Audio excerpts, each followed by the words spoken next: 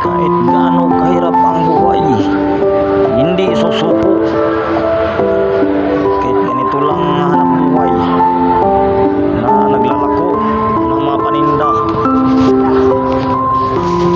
kapit at lalaban lang kung gaano kahirap ang buhay.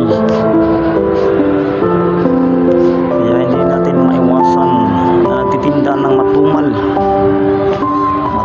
o malakas ang mga paninda sa araw-araw, dahil di natin alam yung mga tao kung gusto sa paninda o hindi gusto. Kaya tiis-tiis lang talaga kung ganito nga trabaho nga maglako.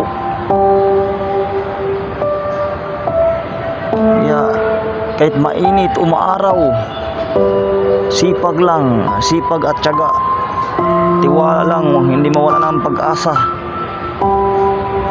dahil ang Panginoon lang nag-aalam sa atin lahat, mga tao.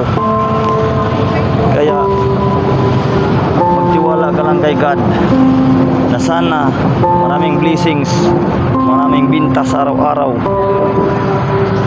Kaya tiwala ka lang sa araw-araw ng paglalakad sa kung saan ka pupunta,